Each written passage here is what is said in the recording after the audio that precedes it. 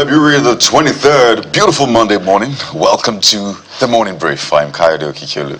Indeed, it's the beginning of the week and a perfect reminder that it's not the voting that is the democracy, it's the counting of the votes that really is the democracy. Welcome to your perfect morning start on Channels Television. I am Bukola Koka, blessed always amongst men.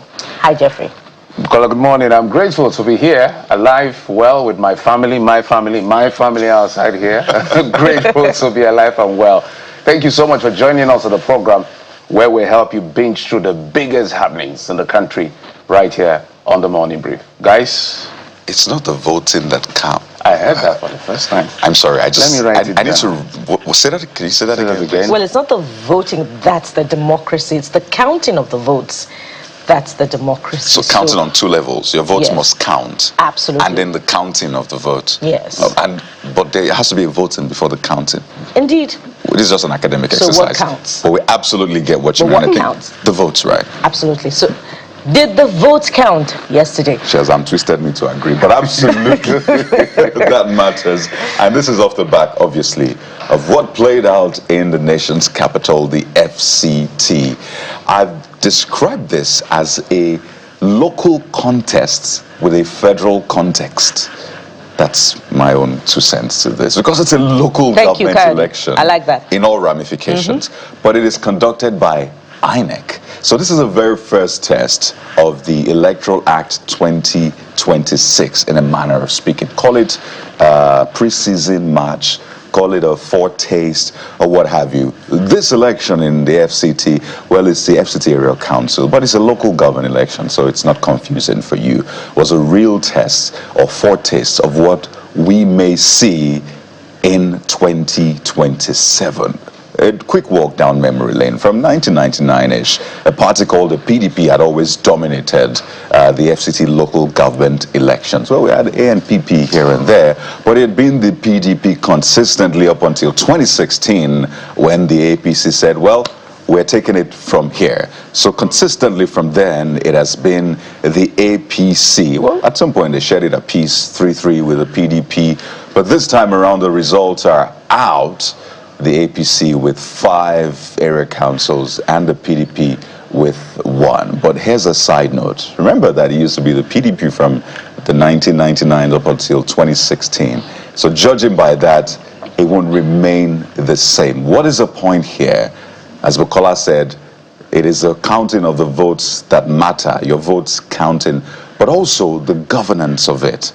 Because if you do not deliver governance, if you're not fair, even in the process, then a time may come when you will then become the minority. But for now, the APC carries a day in the nation's capital in spite of some of the hitches here and there. Voting starting late in a lot of places and all of that. But we'll get into it just to give you the summary of what played out on Saturday. Guys, I'm sure you didn't sleep during the weekend. I made a joke that Jeffrey just came from a polling unit in Gwagwalada this morning monitoring the election. And you just emerged from Wari Area Council, right? Right here in Lagos. Amak was the Super Bowl of that election. True. And I came from Abaji. You chose Abaji. I like that. Well, I like your line. The first local polls within a federal context. Did I get that? Yeah, local contest, federal context. Yeah, local contest, federal context, because it is the first experience against a backdrop of the brand new Electoral Act amended 2026. And so this is a foretaste of what we're going to be seeing in the next, first of all, off-cycle elections before we then arrive at the presidential elections. But what have we seen? First of all, perhaps against the backdrop of the release of funds to prosecute the elections to the Independent National Electoral Commission, an item on the new Electoral Act that is being viewed with a lot of concern. Late deployment of materials in some areas, and the huge voter apathy, which is deeply concerning. And, you know, the excuse that this is a local council election that is often marred by voter apathy doesn't quite stand on strong legs this morning, especially because of the concern that greeted, not just concern now, a huge distrust and dissatisfaction that greeted the hasty signing of the Electoral Act Amended 2026, especially after deliberations, consultations, public hearings over a long period of 2 years, some of whom have described the document as rogue, as 419, as a huge template for continuous election rigging. And so is this the legacy, of course, by this current administration for Nigerians who are demanding, yearning for free and fair election, and the very, very huge absence of the commission that is going to conduct these elections in the advocacy, in the debate, in the opinion that shaped this document where we have now arrived at. So what are we going to be seeing in 2026 during the off-cycle elections, and in 2027 ahead of the presidential, National Assembly and governorship elections? Will your votes be counting, or we're going to be relying on those who are counting the votes? Jeffrey. For me, congratulations to the APC, 5-1. The ADC are apparently absent. So I'm going to talk law, I'm going to talk politics, I'm going to talk morality. So let's begin by saying that for us as journalists, especially for me as a person, I really don't give and care who wins or who loses. Politicians think in victory and losses. We think in process. So mine is I'm looking at the process that led to whatever the outcome is. So, but we cannot take away that the election result has now been declared. APC has won. And I'll continue to say that whether it's APC, PDP, whatever, these politicians, they are good in undermining the process. It is not, they are not hardwired to follow through the process for a lot of the time. So I don't blame politicians for being politicians. I will never do that. I won't blame a thief for being a thief. I won't blame a journalist for being a journalist. I will only blame the process, which is INEC and the security agencies. If those two institutions are strengthened, whatever we're complaining about a ruling party or non-ruling party is going to be a lot more minimal. I know I'm sounding idealistic and almost a bit naive, but that is the truth. That is the destination we should be dreaming of. And talking about the process, we instructed, or we advised, that's a key word now, to say, if you are at the polling unit, do not allow the polling officer leave that polling unit for any reason under the sun to go without snapping that election results from EC8A. We saw incidents, or I don't know how widespread those incidents were, where certain disruptions happened in certain places. But generally, I think the elections was largely peaceful. But of course, there was vote buying. Now, we understand EFCC has arrested about 20 persons. We don't know who they are. Are they members of APC, PDP? Which party do they belong to? That's what I'm interested in. Who is funding them? We had a gentleman or someone had about 3-point-something million in his car at the end of that exercise. We saw mutilated in 2026. I don't know why this kind of results should even count. There are some results I saw. They should just cross it. Do you understand? Because this is how politicians rig election. And I'll continue to educate Nigerians. If the polling agents, they can compromise the party agents, they can compromise anybody depending on who has money within his own area or catchment area. So if you don't allow the person snap, if the polling agent doesn't snap that from EC8A, they can adjust it. All they have to do is to look at what is the number of accredited voters and apportion numbers accordingly. So that's how elections are rigged, whether it's happening at the polling unit or between the polling unit and the collation center. All of these things happen. But guys, another thing I was really, really unhappy about is I saw the FCT minister and some other persons touring polling units. As what exactly? As what? Why is the FCT minister touring polling units? He's an interested party. In fact, he's the Rainbow Coalition man. He's working for both the APC and the PDP. He played his politics well to the point that in Amac and one other local government, the PDP candidate actually stepped down for the APC candidate. So that's why I don't question politics. However, if a party is not strong enough to hold question the process. Yes, however, if a party is not strong enough to hold their candidate to contest an election 48 hours and they step down for that, that's their business, none of my business. But the FCT minister and whoever else was touring polling units on election day. That's illegal. It's only a journalist, INEC, security agents, well, again, election observers. Because that can affect the performance or the outcome of the election, whether indeed it does or not. That should not be acceptable. Why would the FCT minister be touring polling unit? For God's sake, here's some wicked minister. Why are you touring polling unit? As what? Was there a security? Even if there was a security problem, it's not your job. These are the things. So one of the things why we say these things is because democracy is an optics. It's optics. When you do these things, it affects the integrity of the process. So wherever I went to, it's people who allude to the fact that he has influenced one or two, whether he did anything or not, would you blame them? So at the end of the day, Bukola, for me, those mutilated results shouldn't. They can make it to IRF, but at the decision-making final process, they should just let them go, because for me, it's very suspicious. Now, another thing again is how widespread is malpractice. When you go to court, the court will not say, we heard you that there is widespread. Yes, there's widespread. But can you prove in figures that this widespread is significant enough to alter the outcome? The results of if the it's not, forget about it. So, yet again, the politics, but it just shows again, let me talk politics now. ADC needs to wake up. PDP is still a strong party as far as that election is concerned. Some Wike is holding 50%. Makinde is holding 50%. We don't even know who is holding what. I just divided it equally for them. I don't know who is holding what percentage. But the ADC that has been looked at as an alternative to the PDP is visibly absent. Is visibly absent. The only place they made inroad, it feels like they only made effort at Amak and all of that. So the dynamics is a bit tricky. But one thing is sure, whatever the APC did, they played their game well. Whether they did it legally, illegally, or a combination of all, they are playing their politics well. And you better be aware that this is going to be interesting in the coming elections. And another thing that we saw during the election was the transfer of polling units of voters to another polling unit.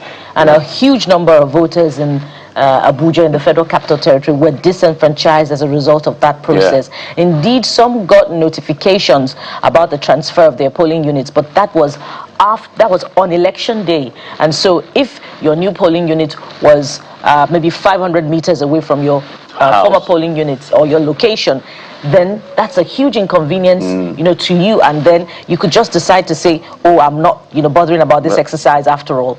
And so we need to ask questions of INEC as well. INEC also explained in their reports that what they did, was that they changed polling unit, they notified the people, but the distances were not too far apart. So it's their word against the people, so the people will be able to tell us. Another thing that was really bad. Does INEC have a register of addresses of individuals who are voting? No, but at least they have something they can contact you with. There's a phone number, except those numbers are no longer functioning. So those are the things they say. For instance, if the election was happening inside these premises, maybe there were too many people, they will now spread it out. So the other part again that we're looking at is the imposition of curfew. I heard actually affected turnout, because I understand that certain persons in the FCT, their polling unit is close to their business places, so the imposition of the curfew affected. But that's what I'm saying. However, they play that politics. That approach to electioneering on election day is very, very suspect for me, especially because let's use the word is wrong. Pardon me, Jeffrey. We know that traditionally political parties know their strongholds and they know the strongholds of their opponents, and so this could be an approach to decimate the voting strength of their opponents in a particular polling unit, in a particular award. And if INEC is complicit in all of this, we must call out INEC. And why, again, I ask, why is INEC visibly absent in the conversations that have been shaping elections amid these Electoral Act amendment exercise in the last couple of months? Why is INEC absent? INEC is the one that is going to prosecute the elections. They're supposed to be leading the advocacy for free and fair elections. So we demand INEC under Professor Joash Amopiton to show up and answer questions, that Nigerians, are asking about how this process will go on. Even though the Electoral Act amendment has been signed, there's still an opportunity for Nigerians to demand accountability of not just the administration, but also of the electoral umpire that will be prosecuting the elections. So for me, it was an overkill. 8 p.m. to 6 p.m. for a local government election. There shouldn't even be a curfew. The curfew itself. There shouldn't be a curfew in the first place. It was a reckless overkill, should never happen again. I understand the FCT minister said he had the nod of the president. For me, it was a reckless overkill. It's just a local government election, for God's sake. Why are we closing down the capital city of the nation for? And again, please, Nigerians, there is no way you're going to sit at home and win elections. So if you're complaining, go out there and vote. It's as simple as that. You know, a lot to unpack from this election, we must say, and you can get a sense of what today's conversation would look like. Yes, the FCT minister can tell you, well, I'm a chief security officer of the FCT. No, it's wrong. A lot of things come under that, but hey, these will form part of the I'm saying it on record. He has no, he has no right to step out of his house, go to a polling unit, any polling unit. He doesn't have a single right. He's not a registered voter in the FCT. If there's a security breach, he should call the security agencies. No governor, not even the president should go to a polling unit that is not registered in. It is against the law. That is how it is, because whatever happens, it will look like you're influencing. We keep saying democracy is optics. It has no right. So I'm not mincing word. It's wrong. It's flat wrong. Whoever wants to do it should know they are wrong, and they will be wrong. There you have it. So it is a conversation that would take the whole of the show and even more to walk through. So let us know your talking points, whether it's the FCT minister's movement or the conduct of the election, where you were, where you voted. We're looking at the numbers, and I can tell you the voter turnout didn't look quite good. You can't have two people deciding who would lead 10 people, in a manner of speaking. But it's okay. It's a full show for you right here on Channels Television. We'll take a moment, and when we return, how are the dailies reporting the big stories? Stay with us. We'll be right back.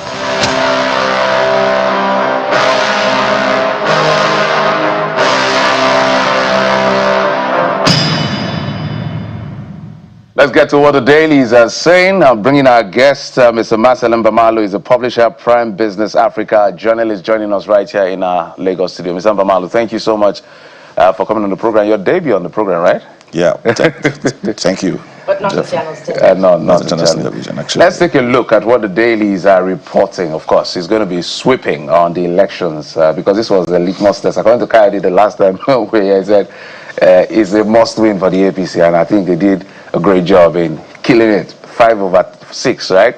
So FCT polls, APC sweeps 5 area councils chair. Tinubu hails Wike, says minister solid achievement responsible for feat. Party also wins in Rivers, Kanu. Low voter turnout, shrinking democratic space, says opposition. So in commenting on this, let's not forget that Wike is a member of the PDP. He's been credited for the victory for the APC. So I want you to mix that in your in your commentary. Go ahead, please. All right, thank you very much. I think it's really, really interesting, you know, in what's happening in Nigeria today. And I think, yes, it's a big loss for the APC. Congratulations to APC until we have details about what happened and how they happened. For now, they are coasting home, you know, with victory. So, but I must say that Nigerians, for Nigeria, we have to actually think through what we really want, you know, because the numbers we're seeing, the things we're seeing happening, the results we're seeing, do they reflect actually, you know, what is happening? Do they reflect the pulse of the country? Do they reflect the challenges that we have right now? Do they reflect actually true political situation in Nigeria, in the country? So, and for Wike, for example, it's really like, I keep telling a friend, you know, who cares to always talk about this, you know, I said that Wike, the FCT minister, is actually like in my own part of the country, where this, what they call CSFLI, that pitches on that very important thing. And, you know, you are confused about what to do about it. Kill it, it breaks the thing. Leave it, it bites off the thing. So, and then for the APC, that's exactly what it is. So I was also thinking, how could it be, how could it have been that, you know, election at the local level like that, local government elections, results, and we're giving credit to the center. You see reactions saying, oh, this reflects the efforts of the federal government, it reflects, you know, good governance, it reflects that government at the center has been doing very well. That's why the local government election it shows actually there is no governance actually at the grassroots level. Because if there is, the result of local government election should be a reflection of what happens at the grassroots, the kind of leadership that we have there. So if it is a verdict for the federal government, it means that really something is wrong. So election results in a local government in Nasarawa, for example, cannot be a reflection of the efforts or the governance that happens at the center. It should be a reflection of what the local government administration there has been doing, what the state government has been doing, is a vote to support, to say, yes, we accept the governance at the state level or at the FCT level or at the local government level. It shouldn't be a reflection of what happens. It shows that something wrong is happening with our polity. And of course, I'm not saying the results are correct. I'm not saying they're not correct. But I know, we all know, I was in Abuja when the election, the FCT minister declared curfew for 24 hours. Of course, I'm a victim because my flight was cancelled. I was to come back, first flight 6:30 a.m. that day. My flight was cancelled, so I had to stay in Abuja for another one day before I could come back to Lagos. So I was asking, why should we really close down the country? Some miss their international flights. Why should we close down the country because we're having a local government election?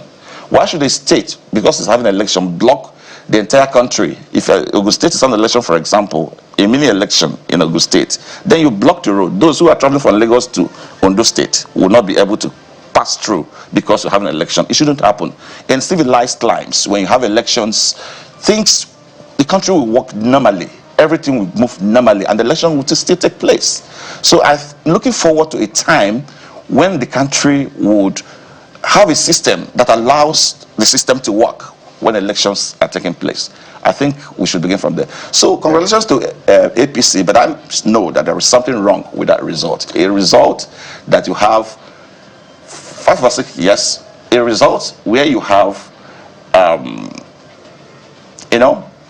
anyway, I just said that Wike, for example, is like, it's just a fly that perches on a very important thing, and you don't have to break it without strategy. If you break it, if you attack it, you break that important thing, and if you leave that there, it will destroy that. When you say something is wrong with the result, what do you mean by wrong with the result? Well, I don't know. I'm not an umpire, but I'm saying that I think I may not just have to say something is wrong with the result. I'm saying that the result, as it were, does not really show that other political parties are there.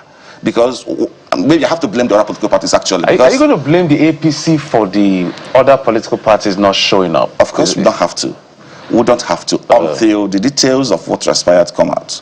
Then we know who to blame. But for now, we have to blame the opposition parties who don't do enough to ensure. Wanted to be clear on what? Can we also still rely on the integrity of those results? Because there are reports that in about 18 polling units, there were not up to 10 people to come out and vote. There were reports of, thank you, Bukola, there were reports of voter suppression in some places. These are just reports.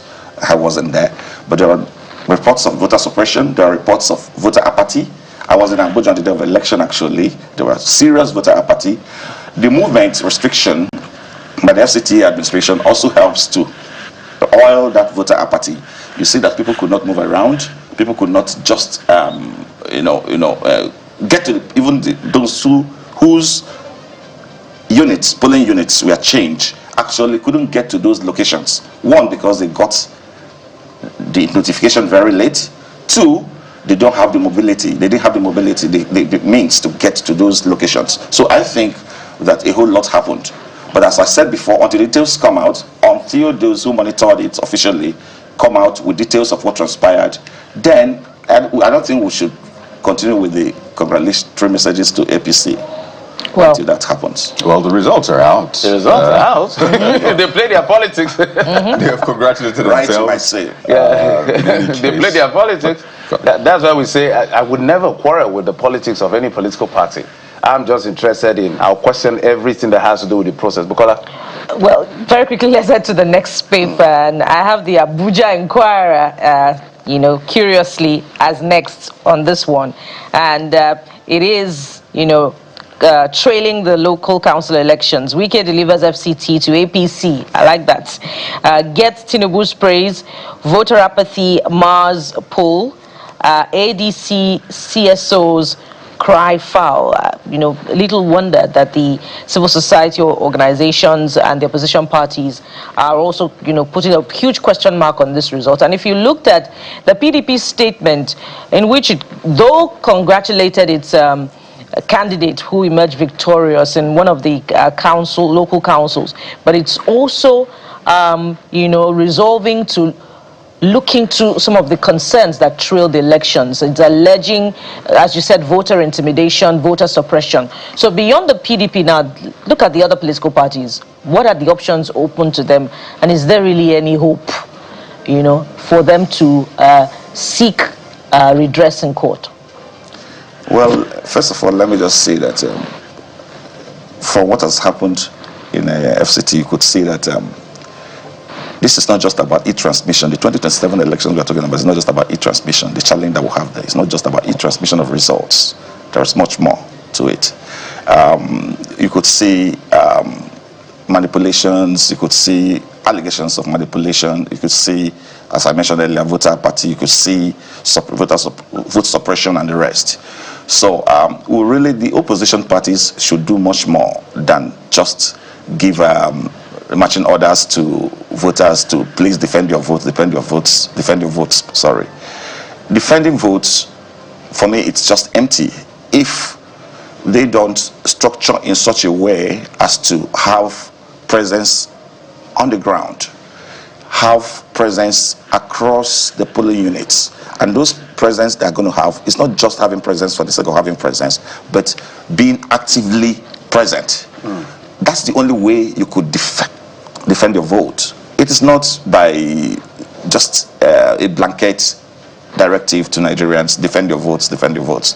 That said, the headline actually talked about Wike delivers to, and I'm just wondering and asking, what did the minister deliver? How did he deliver as he voted for APC, right? Or he asked Nigerians to vote for APC and APC won.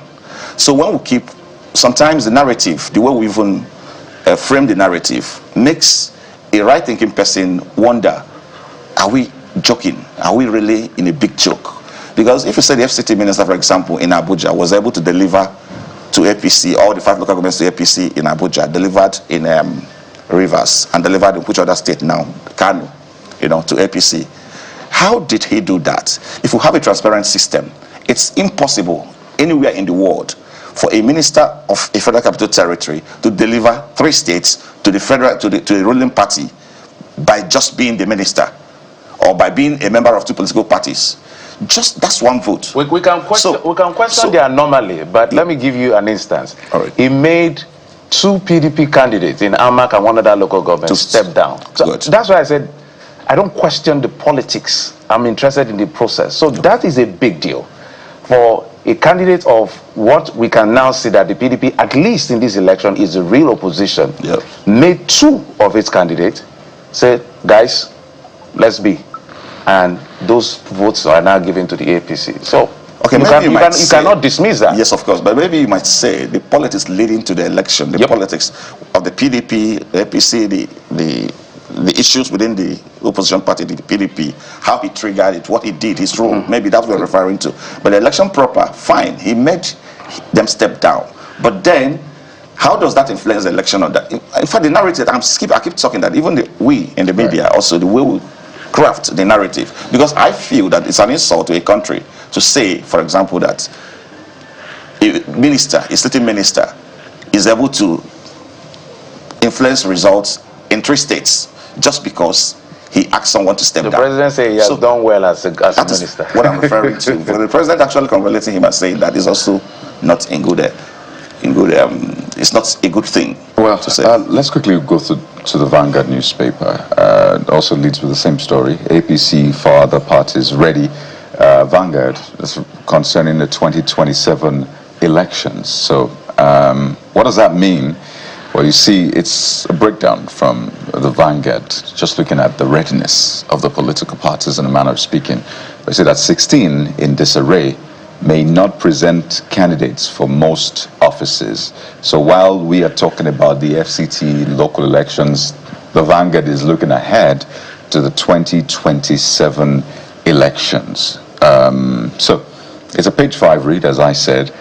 Your thoughts on this? Because we've added 2 more political parties now to the 19 we had before. So the Vanguard seems to be saying only 5 parties are really ready for the election. Should we just have a conversation around these parties and say, what do we do with them? Or should we keep adding more parties? I think there's already a solution which the opposition is not really handling very well right now. The solution to changing a strong government, strong in quotes, a strong government, if actually they want to or they wish to, is to come together. The ADC is having a coalition that, for me, is also very dicey. What's the quality of the coalition? Because it's not about quantity now, it's the quality of it. So I think, as I said earlier, that the ADC, that's the hope for now for the opposition. You know, the ADC should rally together, put their heads together and ensure that they have structure across the 36 states of the Federation. That's the only way. If you don't have structure, without structure, you can do nothing to unseat a ruling party. In Africa, ruling parties are strong. Show me a ruling party in any African country, any African state that is not as strong as we are actually experiencing here, whether it's positively strong or negatively strong. So the point is that for Nigerians, of course, as I said earlier, you know, I've said that before, but not on this platform, that, you know, 2027 election is actually a race between Nigerians and politicians. So irrespective of the party you belong to, it is a decision that we want things to move. So if you're not making things to move, whether you're in a ruling party or not, Nigerians are not going to vote for you.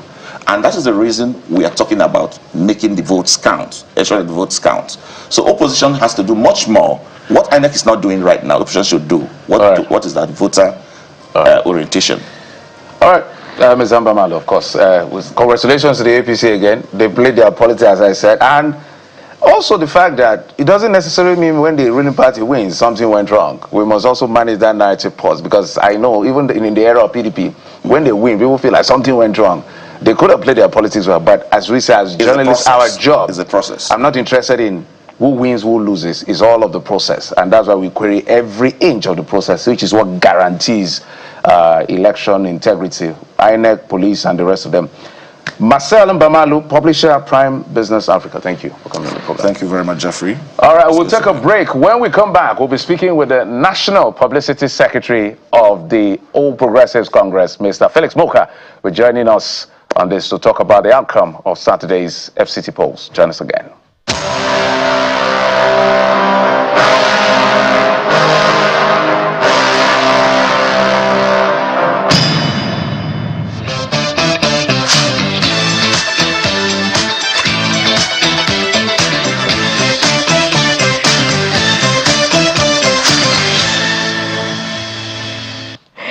Welcome back. It's still the perfect morning starter on Channels Television, only on Channels Television. And let's make progress in our conversations this morning as we continue to scrutinize the just concluded area council elections in Abuja, and of course expanding it to other matters on the state of the nation. And joining us is the National Publicity Secretary of the All Progressives Congress, Mr. Felix Morka, who joins us virtually this morning. Good morning, Mr. Morka, and thank you for joining us on the program. Thank you very much. Let's begin by getting your perspective on the most important document upon which the FCT council elections were conducted and upon which every other election will be conducted subsequently.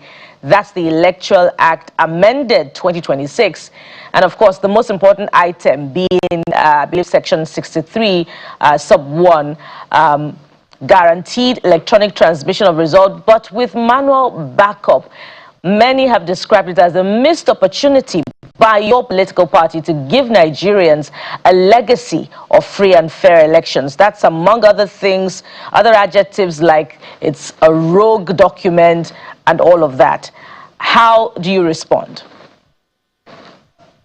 Thank you very much. Now, let's keep in mind that the All Progressives Congress, the APC, is not the only political party in our National Assembly. We have other parties there.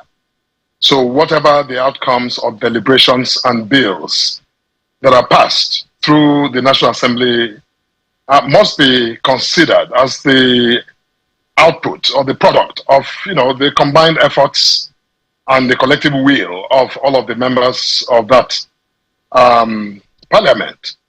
Now, having said that, I think that we must be realistic as a people. It's okay as a people to aspire to the greatest ideals, to the finest conditions. That's okay. But I think that when we look at our country, I'm speaking to you right now from Asaba. And before I connected this morning, I went through literally about 3 networks to be able to find a stable, connectivity to be on the show. This is Asaba, the capital of my state of Delta. Now, I don't know whether Nigerians just assume that whatever is going on in Lagos or in Abuja, whatever facilities are available in those 2 cities are also available everywhere else in the country. So I think that it is realistic. The Senate and the House of Representatives, in passing the Electoral Act amendment, were being very pragmatic and very realistic, taking into account the state of address of communication technology in our country. Look, I too, personally, I wish it was different. I wish we had all of the connectivity issues sorted so we can upload in real time by the second. We don't have that sorted. So I think we should just, take the art as it is. Massive progress. I mean, I was able to monitor the election in the FCT, on the portal. And that's a good thing. But a day will come when our connectivity capability will improve drastically and then be able to have this, amended. It's a law. It can be amended at any time. If by next year we meet that requirement, I'm sure the Parliament will do exactly what is needed to be done to bring us in full compliance with, the expectations of, modern society.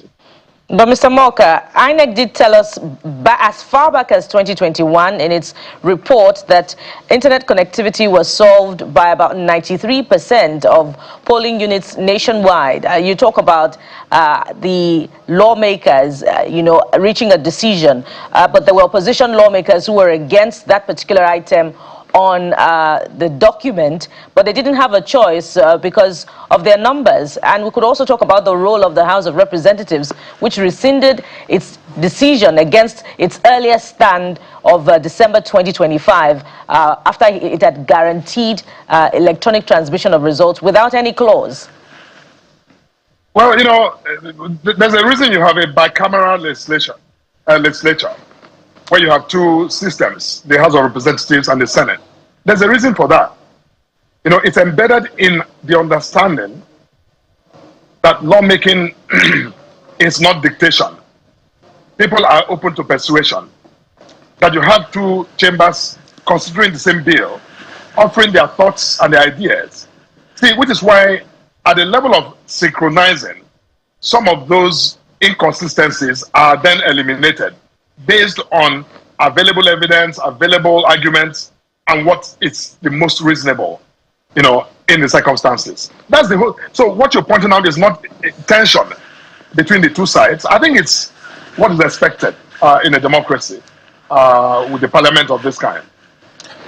And so, Mr. And by the way, yeah, just to finish that thought, INEC does not control communications in Nigeria. That's a different, sectoral activity.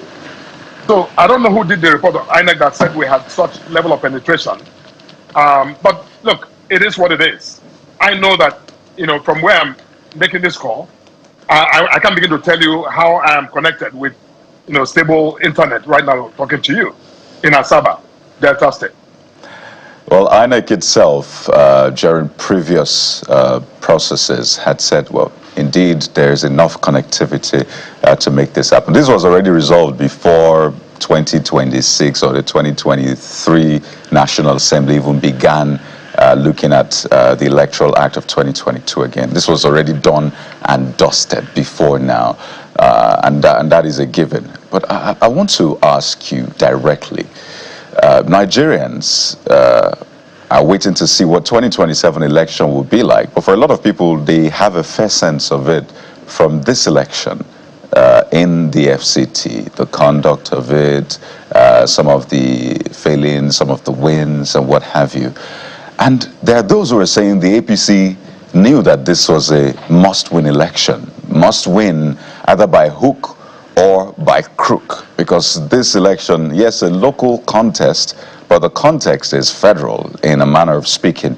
So speak to us, how did the APC win 5 out of the 6 local councils in the FCT?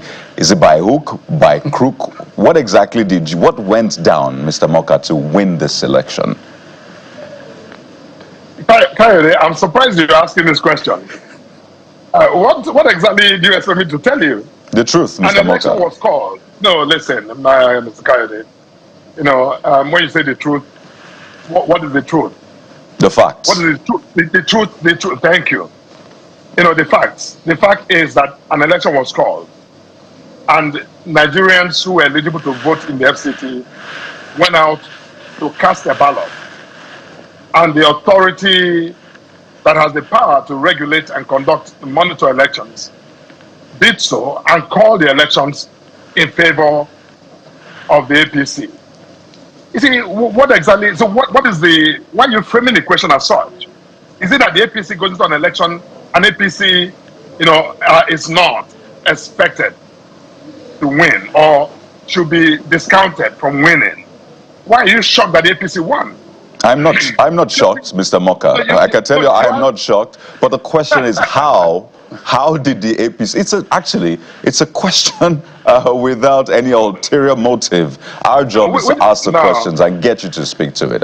I'm not shocked the APC won, Mr. Morka. You and I know that.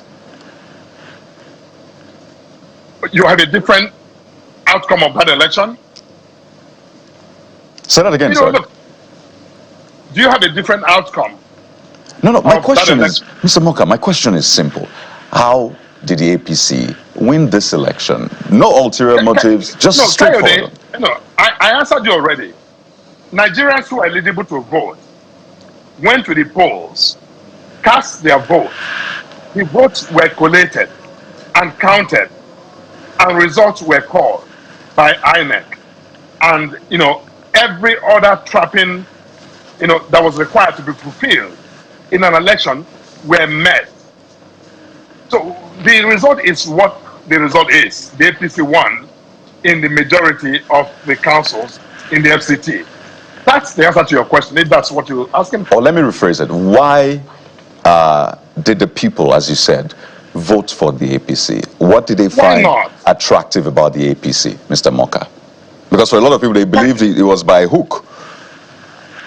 Kayode, you see, this is where I asked you whether you had any expectation that APC was not supposed to win. Now you're asking a real question that was embedded in your previous question. Kayode, look, you can ask yourself, if you voted in that election, ask yourself why you voted. But don't ask me why, you know, people voted for the APC. They voted for the APC because, one, the APC is a political party. 2, the APC is in contest in this election. 3, the APC is the ruling party in our country. Mr. President Bola Ahmed Tinubu is doing a fantastic, phenomenal job as president. Mr. Kayode, I mean, what are you going to look at? Is it the economy? Is it the fact that this president is building the economy and building it strong like never before? Is it the fact that all of the indicators of, you know, economic indicators in our country are looking and trending positive and looking strong, you know, moving our country to, you know, a place where we didn't think we would be just a few years ago. Just a few days ago, our foreign reserve hit, you know, 49 billion or thereabout, about approximately 49 billion. The highest in 13 years. You are asking me why are people voting? You see, look, you know, you may not appreciate what is going on, but Nigerians appreciate what's going on, and their vote and their views is what matters, not on the, you know, approximation of the summary or the expectations of just a few people who would rather see the APC suffer a defeat. We're mighty glad that we won the election in the FCT. Well, Mr. Morka, you're the ruling party, so you always have to do the heavy lifting, as a matter of fact. I don't like to question the politics of anybody. Mine is, I'm just interested in the process. That's where I'll be loud and I'll scream at the top of my voice. But Michael, and just to backtrack to what you referenced, so it's a position paper 2021 by INEC, NCC. NCC was chaired by the committee. It's a technical committee on electronic transmission, on electronic transmission of results or something of that nature. It's a technical committee that comprises INEC, NCC, and MNOs. That's mobile network operators. So we had Mohammed Lekki, who represented INEC in that committee. We had engineer, I think, Maska, who represented NCC in that committee. So their position paper showed that 93% of polling units as at 2021 had some form of internet connectivity or the other, from 2G to upward. So I just needed to put the facts right. Now, I want to talk about the relationship between the APC and Nyesom Wike. It looks like the Nyesom Wike is doing a lot of the yeoman's job for your party. And I would like your reaction to it. First, let me give you an example. It's created what they call the Rainbow Coalition, where it's literally trying to force the APC and the PDP into one stream in Rivers State politics. And you've seen the outcome. I see 2 days before the election, about 48 hours before the election, he made 2 candidates in the FCT, Amak and one other local council, I can't remember the council now, step down for the candidate of the APC. So what exactly is the nature of the relationship between the APC and Nyesom Wike, even if it works with your government? Because on one hand, your national secretary had told him, okay, resign. You're giving us, quote unquote, some trouble because of your activities. And they had that back and forth. And then I think Daniel Bwala also spoke one day and said, he's been adequately rewarded. So, what's the relationship here? Well, the Honorable Minister of the FCT, Barrister Nyesom Wike, is first and foremost a Nigerian. He's a citizen of the Federal Republic of Nigeria, who also, just like you and I, have freedoms guaranteed by the Constitution of our country. Freedom to engage, freedom to participate in our democracy, freedom to hold his own opinions and to express them, and to take lawful, legitimate action to back his opinion, especially in the situation of an election or contest. So, it's not about Nyesom Wike's relationship with the APC. I think it's about Nyesom Wike's, worldview and perspective of what he believes, ought to be, and what he, as a citizen, have the rights to do. If Nyesom Wike wants to go on campaigning for, a candidate in whatever party, Nyesom Wike has the freedom to do that. If he decides to support the candidate of the APC or of the PDP of even whatever party, Labour Party, Nyesom Wike has the inherent liberty to do so. I think we shouldn't overthink some of this association. You reference the spat between himself and the National Secretary of our party. That shows you how organic, this whole evolving is with Nyesom Wike and with the politics of Rivers, of even the national politics. Nobody is sitting anywhere plotting anything. If the APC was in some sort of, real plots or conniving with the FCT minister, what you refer to as the spat between the National Secretary and the Honorable Minister will not take place. There's no coordination. People are doing exactly what they believe and acting as they believe and as they choose. You cannot question their liberty to choose to support one system of politics or the other system of politics.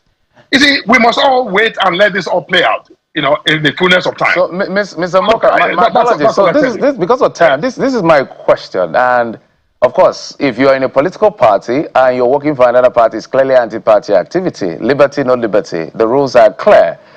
We have a lot of respect for how he's achieved his political profile, perhaps one of the top politicians. So my next question is, if Nyesom Wike was in your party, would you be comfortable him doing what he's doing right now? Joe, yes, Nyesom Wike is not a member of the All Progressives Congress. So I'm just giving a scenario for you. No, listen, you're asking for me to speculate, and I will not speculate. He's a member of the PDP. You should direct that question to the PDP as to how they organize their party, how they, treat their members, how they, handle matters like this in the People's Democratic Party. I cannot speculate, on a matter that rests exclusively within the domain of the People's Democratic Party. Well, as it affects your political party, maybe it may also, become a matter of scrutiny. I don't want to dwell too much on the politics, but also on the performance of your party. You talked about how the figures are looking good, and maybe the reason, for the support, quote unquote, that your party has received. Which is, debatable anyway, if we had to look critically at the election results and how people voted, or even the voter apathy itself. Your party has, run Nigeria into debt to the tune of 153 trillion naira. That's according to the DMO. Besides that, the Senate only last week queried the federal government's economic team for poor budget implementation. And besides that, we also have reports of, agencies turning in reports about surpassing their target. If we talk about the NCS, the Customs Service, the Federal Inland Revenue Service, I'd like you to talk to us about the poor management of the economy against the backdrop of figures that the government is quoting as managing the economy well. I'm not sure I entirely understand your question, but, look, the economy is doing well.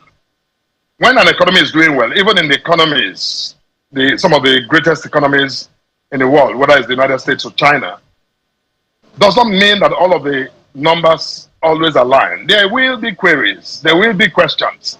The Supreme Court of the United States just handed down a massive decision on the management of the tariff system in the US. People question things all the time. That the National Assembly, is interrogating what's going on with the management team does not mean that something untoward is going on. Look, these are all normal. But that does not take away from the fact that the economy is doing well.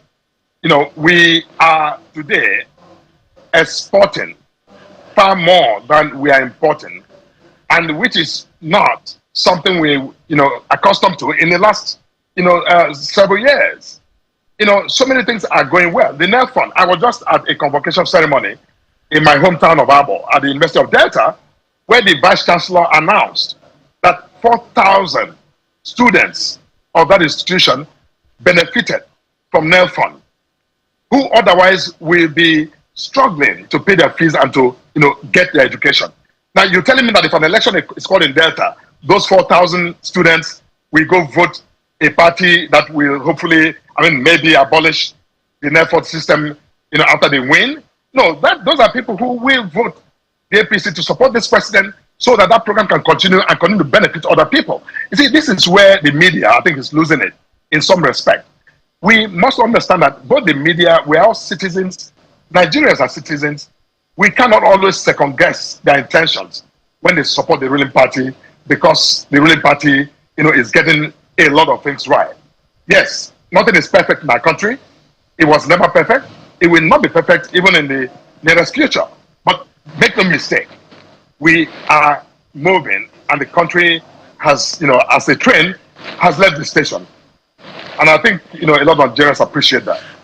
Well, politicians are quick to hang a lot of things on the media. It's the duty of the media to capture all sides to the story, not just the good part that favors the ruling party, not just the good side that favors the opposition party either. I wonder where the media is culpable in whatever you're accusing the media of right now. I didn't accuse the media, please. I said that those of you individuals who are in the media are entitled to hold your opinions.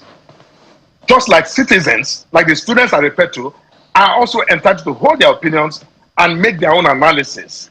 All I'm saying is that we are all participants in this democracy, and no one has a higher stake, or duty than any other we are all Nigerians. Absolutely, We have Mr. Morka. right to speak freely. Absolutely. And so here's the thing, just as we wind down.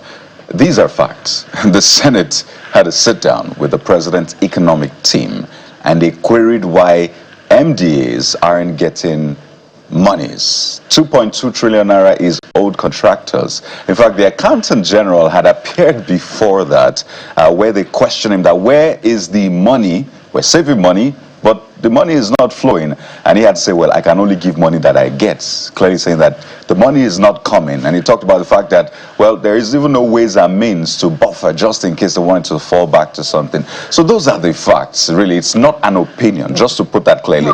The security issues as well, they are facts. They are not our opinion. So the idea is to put it to you and then ask, in the context of this, how is the APC able to perform well, which is actually where we started from. So Nigerians also see your side of the story, and I hope that clears the air, Mr. Morka.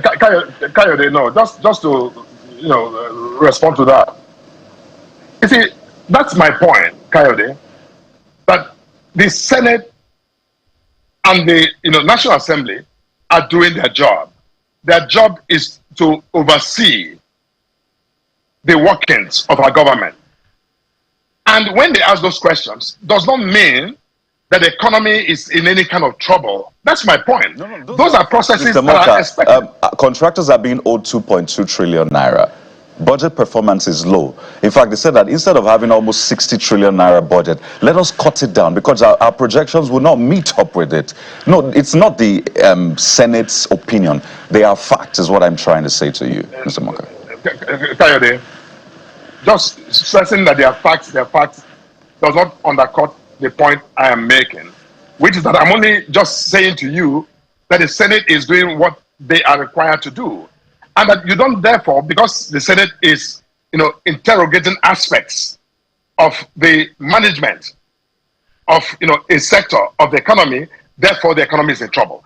That's a leap that I hear you making, that I'm saying to you that is a normal and expected process of, oversight. That is why they're there, to question issues and to have the, executive branch explain what or why, what they're doing. And that's exactly what is going on. But to suggest that the economy is somewhat, not doing well because the Senate raised queries, that I think is just not, doesn't even get to the point that needs to be made. Mr. Morka, 153 trillion naira debt is alarming. 23.85 trillion naira budget deficit is equally alarming. But we must anchor at this point. And thank you very much for coming on the program. Mr. Felix Morka is the National Publicity Secretary of the ruling All Progressives Congress. Thank you for coming on the program. Thank you. We'll take a moment. When we return, we'll have the National Publicity Secretary of the opposition party, the People's Democratic Party, come talk to us also. So stay with us. We'll be right back.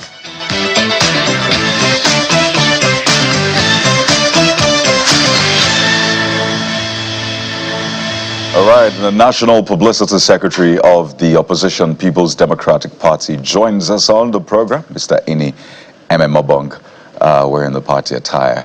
Well, you got 1 out of 6 yesterday, Mr. Ememobong, but the PDP is not really having it. But I had to look back in time and go to 1999 when he used to be the PDP, taking it all up until 2016 when things changed. So you seem to be celebrating this win, this lone win, but you still believe that there are some things that didn't go right. Yeah, absolutely. Good morning. Glad to be here. I had a lot of laugh finding my big brother struggling with the facts. Yes, clearly, like the statement we issued yesterday, which was clear that we expected more, but there are both internal and external reasons why that didn't come through. And like you said, yes, in times past, we're clearly the party to beat. And but again, it shows coming from the fact that this is the first election that is test running the new Electoral Act. It reinforces the thing we said about the voter apathy that will be concomitant with the new Electoral Act, which is clearly not what Nigerians wanted. Now, when you look at there were many polling units you had just 2 people voting. Some you would see that no one went to vote, but people were playing football just by the field, by the election center. And people said, look, our votes won't count.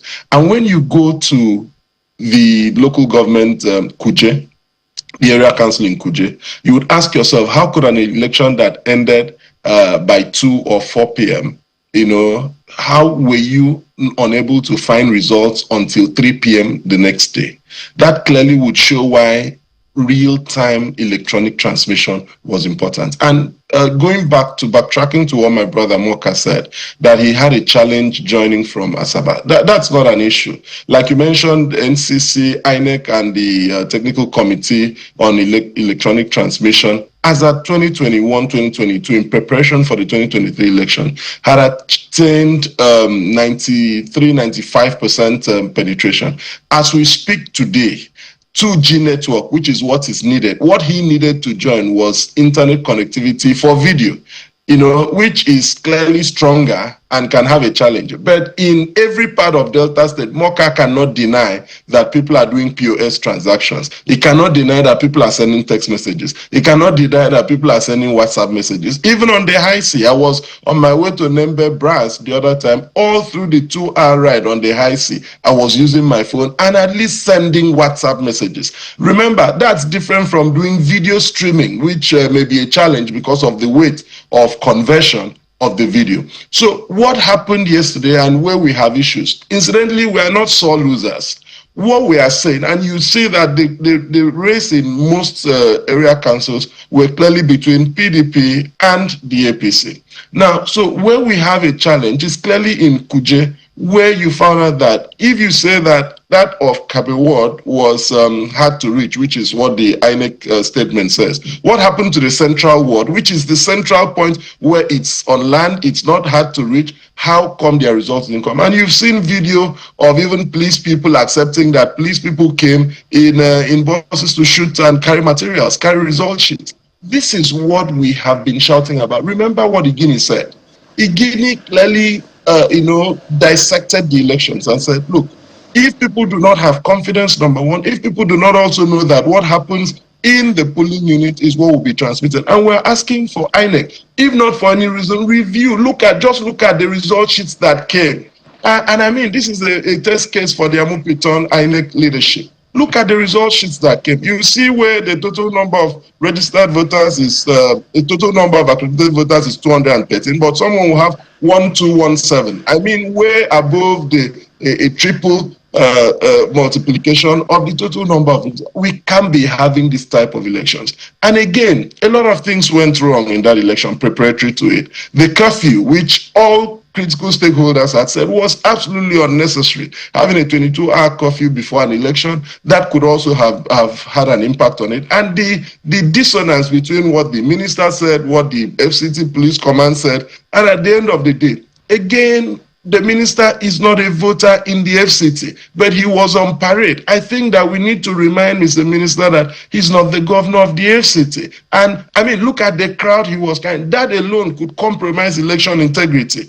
And so there are many factors that we need to fix. If this is a foreshadowing of what 2027 would be, I can assure that already all the opposition parties are meeting and will soon come out with a joint position. Because like I kept warning, election cannot just be a date on the calendar. Elections must reflect the will of the people. And when expressed, away from the apathy, the few people who went to vote, how do you expect them to come out to vote again in the next election when they clearly see that the result sheets that they had in their units, in Kuje, in Central, in Kabe Ward, are not a reflection of what happened? Look at the crowd that you're showing. What was that crowd doing at an it undermines electoral sanctity, and people were voting at that point.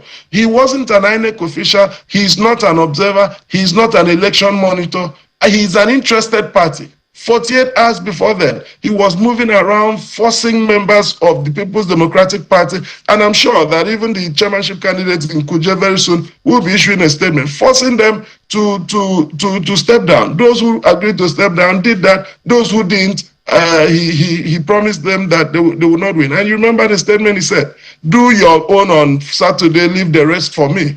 If you contextualize that statement and you look at the things that happened across and the images you're finding, then you clearly would understand what that means. This is way below. And I think that INEC needs to do a lot more. This is way below the expectation. I think there's no argument to the anomaly that whoever, whether it's Nyesom Wike, I've heard people say other people, whoever was doing what he was doing, who is not a journalist, INEC official, election observer, security agent, is clearly in the wrong. I don't think anybody would debate that. But let's talk about what people have been saying as far as the opposition is concerned. So let's talk about the politics for a moment.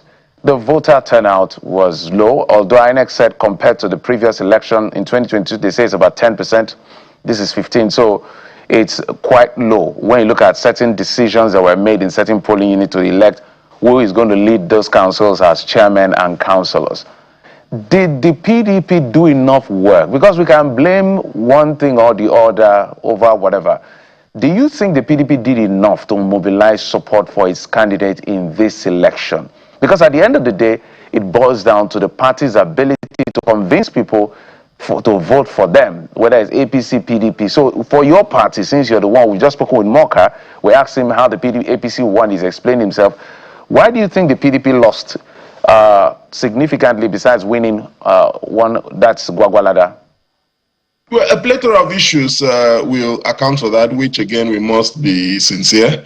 And you know that until you win, enough isn't enough. So we cannot say that we had done enough, because if you had done enough, it means that your enough wasn't good enough, or it was circumvented in the circumstance. But when you look at the fact that we are not the ones arranging the elections, then you're going to clearly see that the role of the election umpire, the election management body, is critical. Because first, irrespective of how much you mobilize people, if people are not sure and certain of their security on the day of elections, they will simply stay in their houses and call you and tell you, hey bros, you don't reach the venue, how far? It is safe, I feel come. But in this era of internet and social media, you clearly would know that people will be checking, what's happening. And if you see that even the intimidation, the disposition before then, and the fact that people already had lost faith in the process before, and it's an immediate fallout of the Electoral Act 2026 saga, where people clearly knew, and you saw the protest. And again, this happened in Abuja.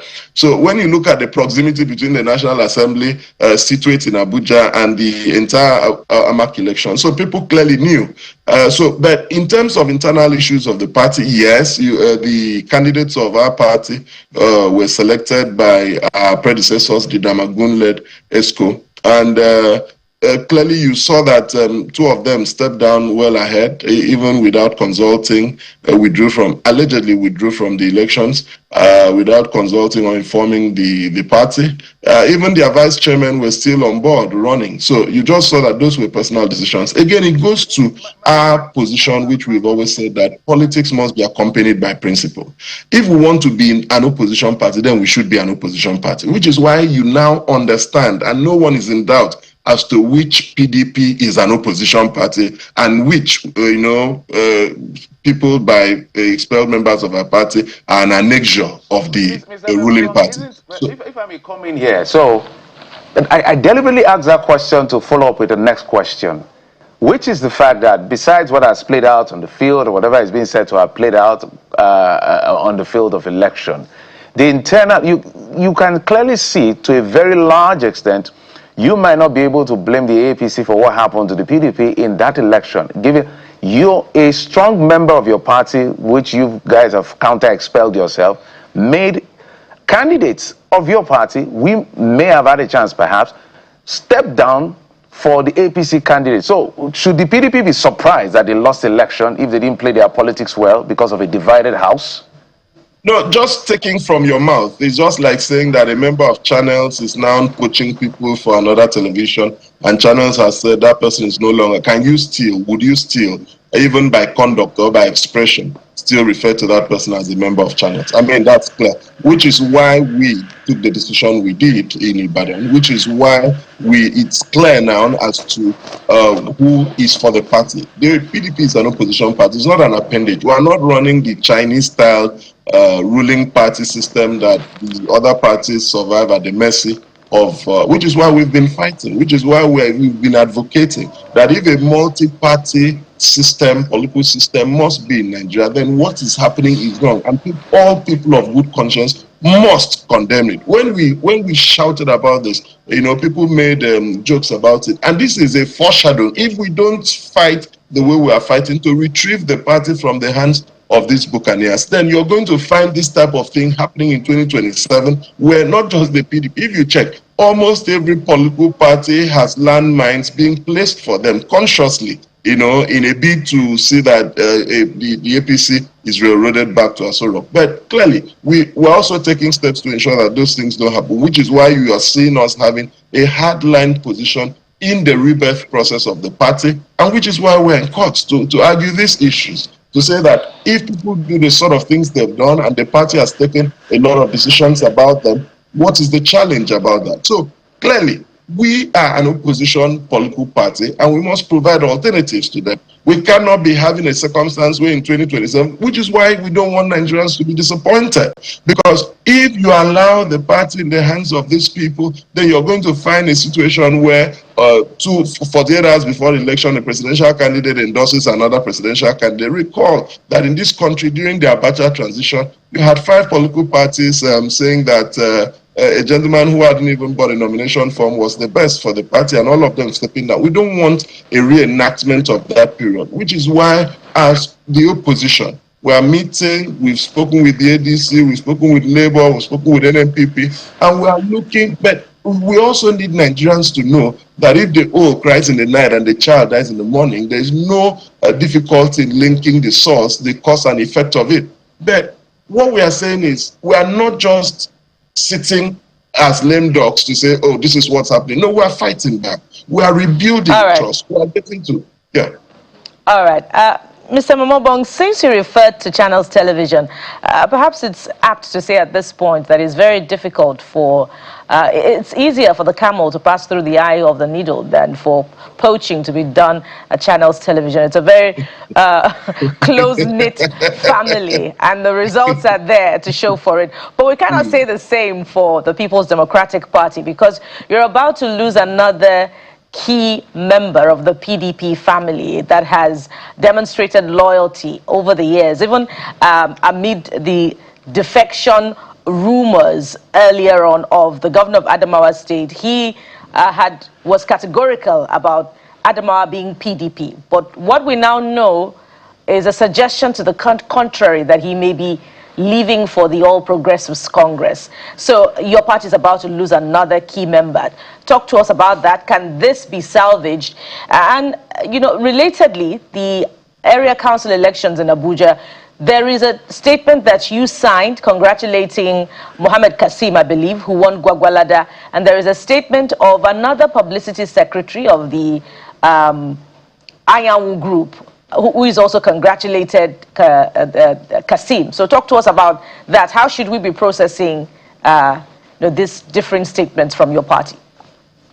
Yeah, clearly, when you need to draw a demarcation, you draw a demarcation as to intent, as to function, as to disposition. So if you check the other group and you see that they were even the people who were also applauding when people were stepping down. So the question is, can you approbate and reprobate at the same time? Can you give and take at the same time?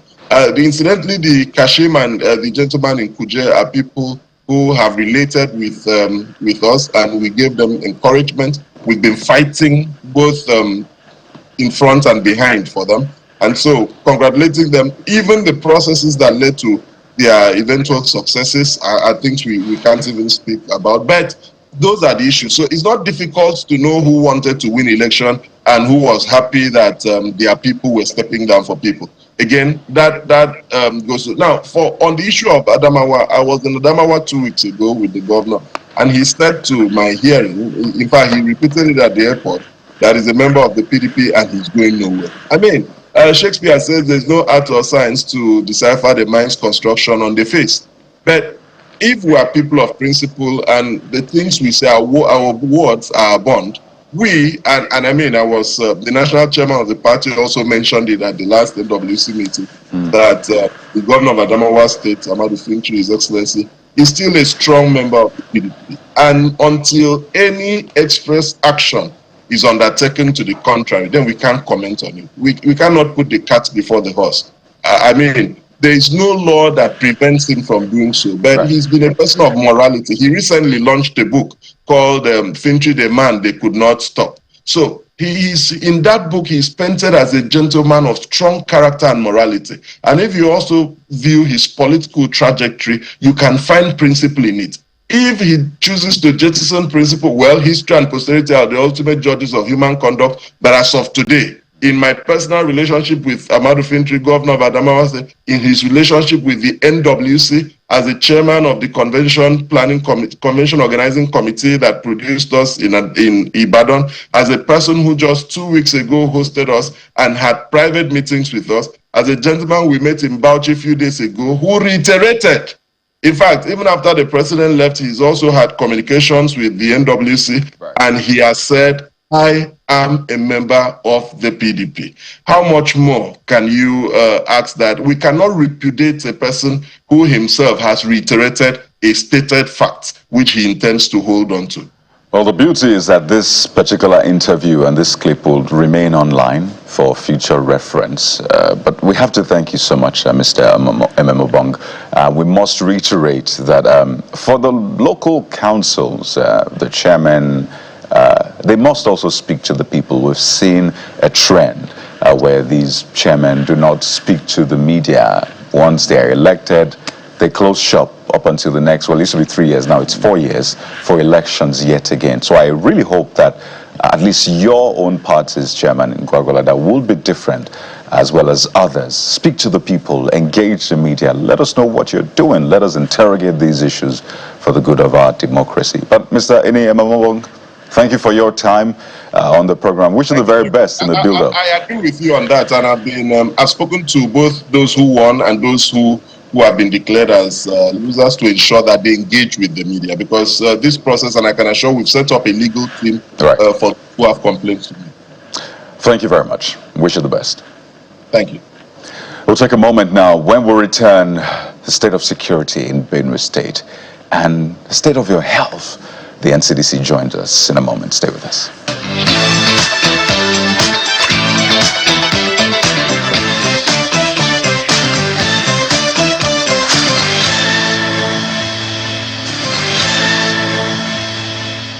Welcome back. Let's switch gears now. In a moment, we'll be talking with the DG of the NCDC over the incidence of Lassa fever across the country, where we have about 300 casualties so far. But before we get to the NCDC DG, let's bring in our correspondent who, a few days ago, while covering, I think, the APC Congress, local government Congress, was assaulted by the leadership of the House of Assembly, said that he's covering he's doing his job as the member of the media to cover all sides, whether it's factional or not.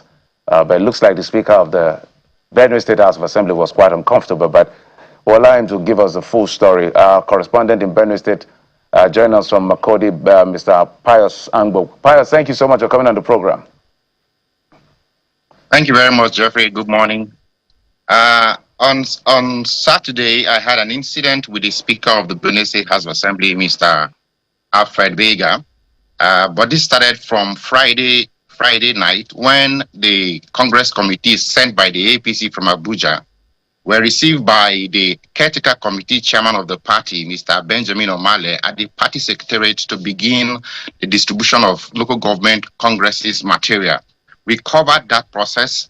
And complaints from the fact that the other group loyal to Austin Agada, the former chairman, who's also been saying he's still chairman of the party, had their own separate ward congresses, had asked the chairman if there were complaints, and he said the appeal committee had received no complaint arising from the ward congresses, and that going to the local government congress, that everything was smoothly going on. I asked the secretary of the committee who distributed the materials, and he said everything was also peaceful. So on Saturday morning, the same team, the Congress committee and the caretaker committee chairman, Mr. Benjamin Omale, were going to move from Makodi, Taka, and Boko to monitor elections. So we had some journalists work with them on that store. While in town, the group loyal to Austin Agada had called us, myself, AIT, and TVC, to a congress, Makurdi Local Government Congress, held at Madikpo area of Wadata in Makurdi. Now, this congress was held there. They did voice affirmation and returned the local government school elected in 2022. And while I was interviewing their leader, Mr. Audu Akange, I'd asked him, why is your process a return and affirmation of ESCO from 2022, whereas there is an ongoing congress across the state that the National Working Committee had sent a committee here to? And he spoke about the issues regarding the differences between his group and the one led by Benjamin Omale, which is the Cartel Committee of the APC in Benue State. Shortly after we finished this coverage, by 1:36 p.m. on Saturday, I got a call from the speaker, Mr. Alfred Bega, who asked me why did I go to cover a factional congress in Makurdi, that if I use that story, they would deal with me. He was going to report me to the governor. And I was like, I'm doing my job. I have covered the part you did yesterday. I have journalists working with you today, and there's a what you call parallel congress going on, and I needed to cover to also get a balance to this story. He said he was going to call the governor. By 1:39, the CPS, the governor, called me and said the governor had called him and asked him what was going on, and I explained this same position to the CPS, and that was it. By 1:47 p.m., the AJ chairman called me, Mr. Benjamin Bendo Ubo, and said he was told I covered the congress at Aduak and Gesas, and I told him no, it was in Wadata. So he said one of the stakeholders from Makurdi local government wants to react to that parallel congress because they did their own congress somewhere else. This stakeholder is the former ambassador to Namibia from Benue State here, Mr. Teheme Tazo. He's presently the coordinator for Tinubu Renewed Mandates in Benue. And so he gave us appointment. I drove to the place. The NUJ chairman was already there. So when I parked, he walked with me to the building where the man who invited us was, the ambassador, was in, while the AIT cameraman was coming from behind. I didn't even go to the premises. And then the speaker was coming out of the same building and started pointing at me and poking me. Angbo, you did this. If you use that report, we'll deal with you. And I said, I was doing my job. As I was explaining, he said, get out of here. And I said, no, you can't tell me that. I came here to see somebody. And his boys started pushing me. And he said they should beat me very well. They three of them slapped me 3 times, pushing me and shoving me, broke my shirt. This button was removed. This one is dangling, tore my shirt that day. And this ensuing pandemonium continued at Stella Rose Hotel. The NUJ chairman was persistent, pushing them backward and telling them we came here for our job and nobody should be attacked. The speaker told them to beat me very well. That is another Idoma boy, they should beat him. And they kept saying all manner of atrocious things. By the time this was going on, the Makurdi local government chairman, Mr. Kefi, was helping also moving me away from them while the AJ chairman was restraining them. And this was the effort going on to protect me against this attack from his boys. Then the ambassador came and then waded into the matter before I was rescued from the venue.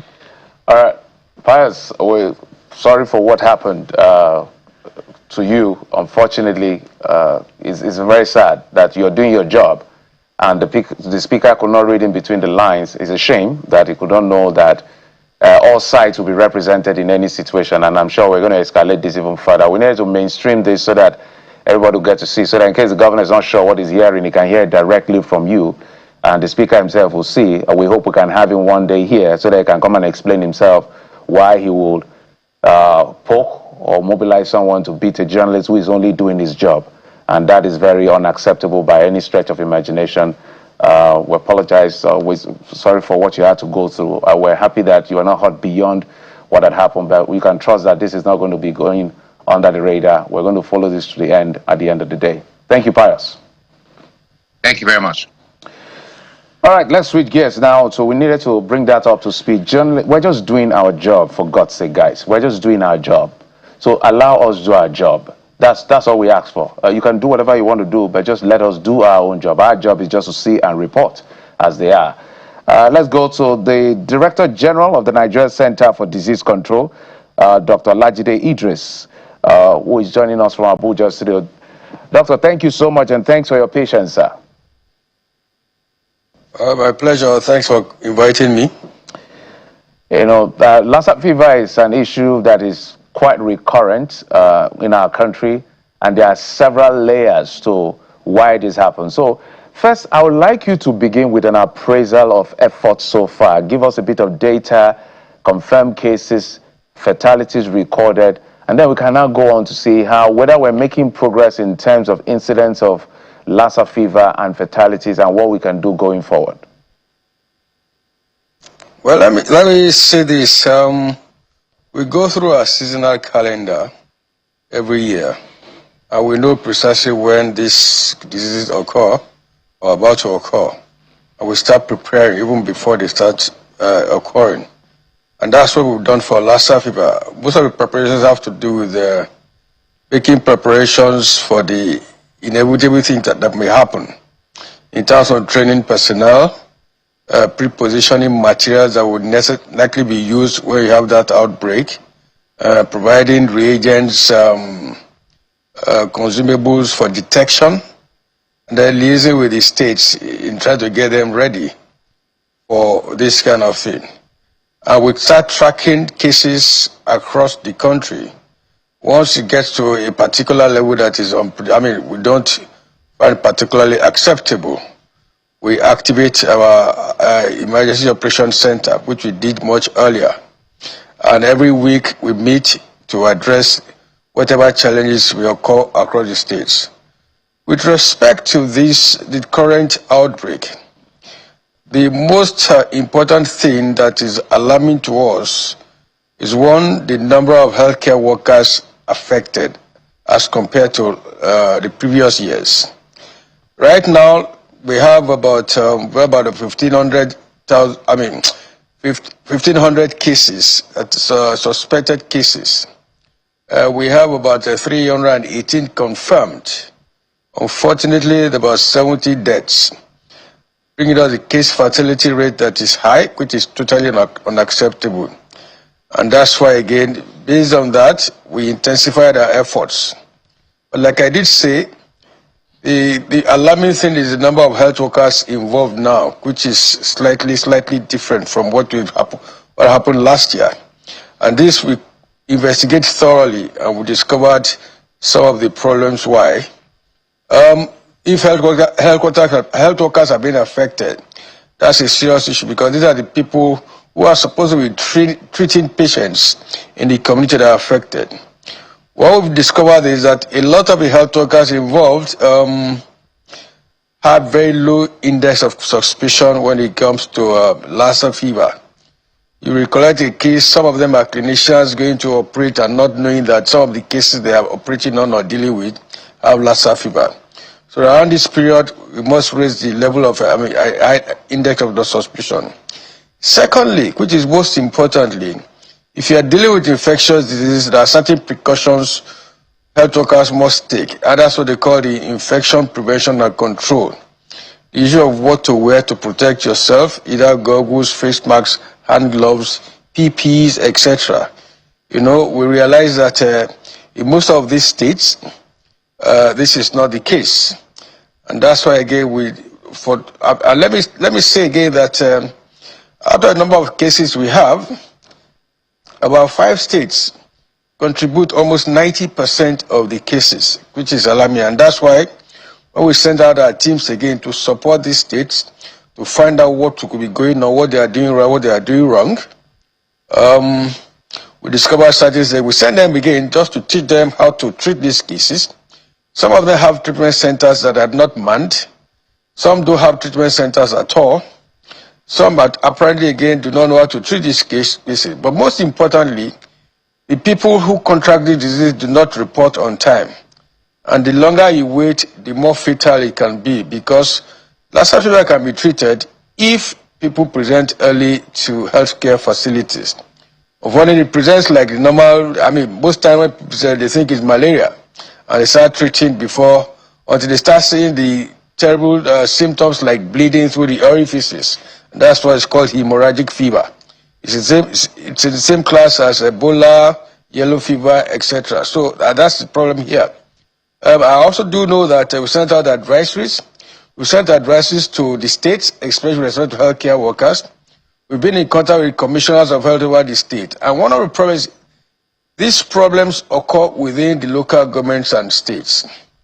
And that's why, again, states have been encouraged again to establish or build up the capacity for emergency preparedness and response. NCDC cannot go across all the various states. It's a collaboration between us and the state government, and that's how we focus now, is on building the capacity of local governments and state governments in emergency preparedness and response. I don't know if you have any other questions you want to ask me. But let me say again, we are intensifying our efforts. Yes, Doctor, we heard you loud and clear, and there's a data showing the distribution in terms of state accounting for the greater percentage and the LGS. And now you've dovetailed into the issue of LGA, which is very important. What is the minimum an LGA needs to have to be able to intervene quickly to resolve and perhaps stop issues around fatality? Because at the end of the day, we all live in communities, whether it's city center community or rural area community in local government areas. What is the basic that people, these centers, especially, I'm talking now the PHCs, the primary healthcare centers? You see, that's what I say. More importantly, again, I think prevention is key right now. And again, before you prevent, you need to understand what this is all about, how it is contracted, how it's spread. And if you know, Lassa fever is contracted from rats, a particular type of rats in some of those hotspots areas, what they call multi-mammit. And these rats, again, is also, what we have again is all related to occupational practices in those areas. You know, most of these areas, again, they have food food items from farms. These are spread in the open spaces. When these rats come in again and they feed on them, in the process of feeding, they pass on their feces, urine with infected, and that's how these infections are carried out. So I would say in local government areas, more of enlightenment. These are responsibilities of the states, and that's why I say the states have to take up responsibilities, and we will continue to do our best. We send out advisory, we send out communication materials, which they can now translate to various local government languages. More importantly, you know, the states themselves have shortages of resources. This is one of the challenges we have. And that's why we are intensifying the governors now to please take some of these very seriously. They need to fund some of these activities. They need to recruit resources to be able to tackle this. They need to provide all those things that their staff require. You know, these are, and that's why we're intensifying on that again. And the focus now is for us again to link up with the states to build the necessary capabilities to be able to, in terms of emergency preparedness and response. What we do at NCDC, they have to replicate in the states. Some states are doing well. I remember again, we sent out letters to all these health commissioners again to alert them on what we are seeing, to give them data in the various states again. And I'm very happy again, in one or two states took up this challenge. And those states in particular, they created their own, they alerted their people on emergencies. I think the governor gave them funds again. Now they procure materials in addition to what we do them. Our teams were there to support them, and I think they even gave some materials to Irua Teaching Hospital in this thing to support them. If more states do this, I think the incidents will go down. But like Riley said again, education is key, and this is start from the communities. And you know, primary healthcare systems is under the state responsibility, and that's why again our focus now is working closely with the state governments again to see how best we can reduce this. Lassa fever is not the only thing, but this is just the season now. And I can assure you again, the meningitis season is here again. So these are things we have to start all over again as to this thing. We go through the same process. Yeah. And that's why again, what we do, public enlightenment, if you take care of the rats, and that's why again, the states, in those states again, they must work hand in hand with the Minister of Agriculture, Environment, to see how they can address all this with respect to the carriers and the organism, the rats again that carry this disease. It also brings me back to again environmental sanitation. Yeah. Because before you begin, if you disrupt this, Before you go into environmental sanitation, let's stay with the primary healthcare centers for a bit. And this is important because under this administration, funds have been deployed, I believe, to the National Primary Healthcare Development Agency for revamping of primary healthcare centers. But the latest report we have is that the rehabilitation of PHCs is only about 20%. That's since 2023. Your agency is tasked with the responsibility of leading emergency preparedness in the case of outbreaks of diseases, epidemics. Can you talk to us about this? Because you can hardly do your job effectively as, you know, an agency tasked with emergency responsiveness without an infrastructure in place. Can you talk to us about the state of the state of infrastructure in primary healthcare centers in states that are particularly, contributing a high fatality rate for Lassa fever, and the recommendations that you have presented to this state, and if indeed they're responding? Because we also know that 15% of 15 healthcare workers are impacted. That speaks to how much protective gear that they have in primary healthcare centers where they have to respond to Lassa fever. So talk to us about this, sir. Yeah, let me say that unfortunately, the culture of IPC, infection prevention and control, is very, very low. Not even only at the primary care centers, even at secondary care facilities, and in fact the tertiary health care facilities. That is one thing we need to start encouraging. That's why, again, if you remember, we created a specific directorate, disease prevention and health promotion, in NCDC. And a major focus on that is expanding the culture of infection prevention and control. And one of the things that the department has done is to go to various facilities across the country, but it cannot cover all. I know that they have facilities that are creating what they call this Agent Orange. That is just like trying to beef up IPC cultures in various facilities. Because they are the people who come in contact with, if you don't know patients that are sick, that are infectious, the first is to protect yourself so that you're able to treat it. You protect yourself, and again, you stop the spreading the infection. So the knowledge of IPC has to be gone down, pushed down again to the grassroots, especially primary health care facilities. You also recollect again, in most of our primary care facilities, staffing is key. They may not necessarily have the necessary staff. I don't work in primary care facilities, but we work hand in hand with the NPCDA in doing this work. What I'm saying is that, again, the states themselves have to take up responsibility in propagating the culture of infection prevention and control. With our support, that's one of the things we're adding, and we are adding to it, we are pushing them. Our teams are in those various key states to address this issue. And again, in preparing for this, like Riley said again, it's a normal standard treatment in medical schools. If you are going to treat cases you feel are infectious, you must protect yourself. I must say that the culture of IPC is low, which we need to propagate properly and push forward again. We'll continue to work with IPC, our colleagues in MPHCDA, especially with the states again, because states, they don't have to take that responsibility to only support them. All right. So I want you to help us get a better context of what we're dealing with right now, so people don't just see it as it's an annual thing. It will come and it will go. Looking at the trend over the years, 70 deaths in 7 weeks. One death is too many, but the 70 deaths. What does it say about this latest season?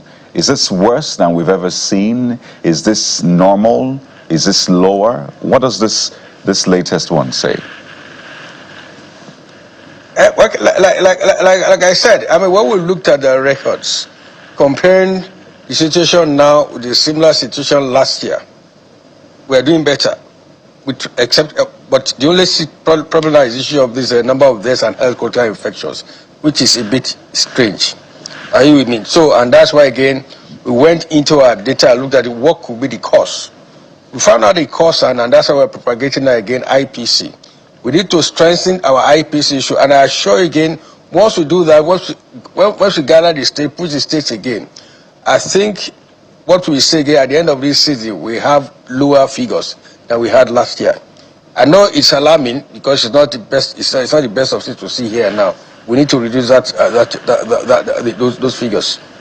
So in your projection, because we always have this agenda by year 2050, 2035, this and this will happen.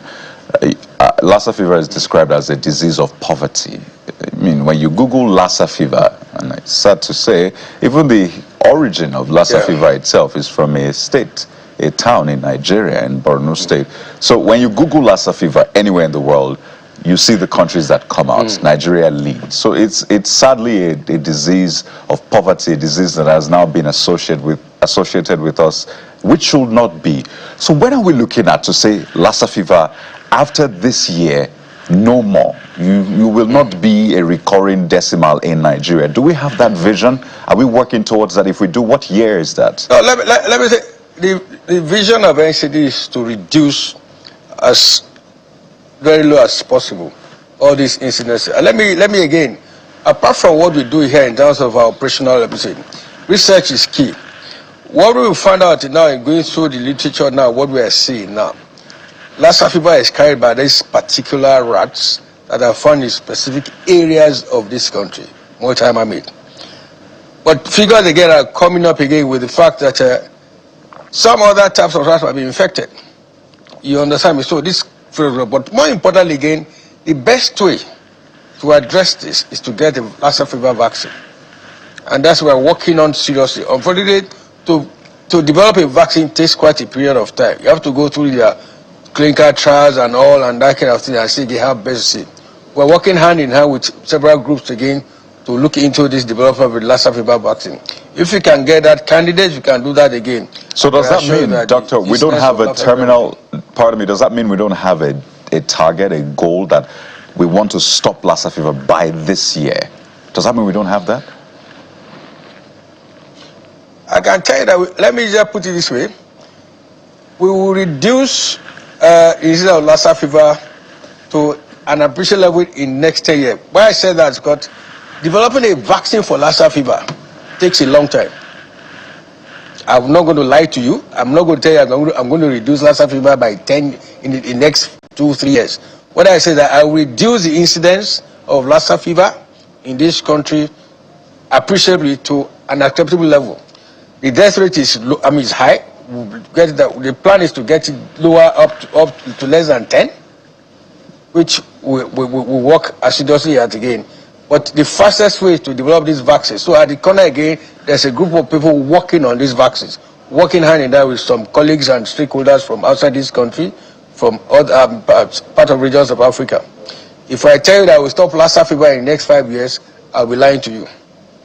Because again, it is not only a health issue, it's an environmental issue, it's an animal issue. We need to deal with those rats that carry the virus. You understand me? Doctor, we must thank you for coming on the program and enlightening the Nigerian population. We hope that, as my colleague has said, we'll get to a point where we'll look at this as a thing of the past, if we're able to get a vaccine and all of that, because especially for persons in the rural areas who I understand are mostly affected. But thank you so much, Dr. Olajide Idris, the Director General of the Nigeria Center for Disease Control, NCDC. Thank you, sir, for coming on the program. Yeah, thank you for having me. All right, so let's now get to what the people are saying across board. Maybe we'll get started with what's playing out in Mexico.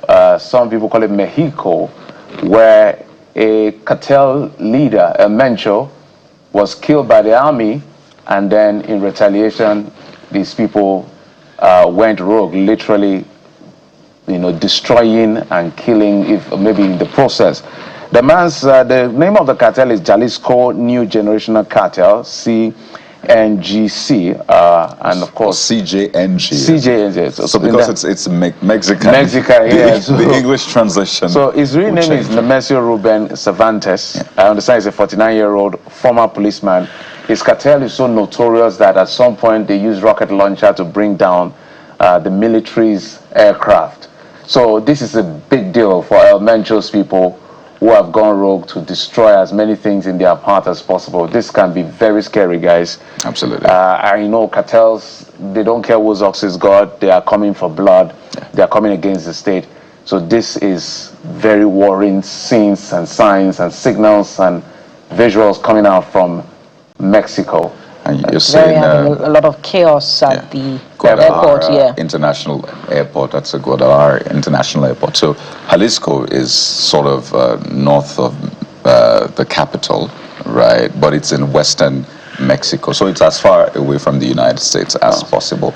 Yes, the White House said they provided intelligence to help capture, well, now kill El Mencho, but this just paints a picture of just how entrenched these cartels are. One of the most wanted, the total money bounty on his head ran into millions of dollars. I think it's about $16 million from both governments in Mexico and the United States. I mean, see panic scenes at an international airport. I should reiterate that. The Guadalajara International Airport just shows you how powerful and how things can get if you allow this stateless... This is like their own Boko Haram, right?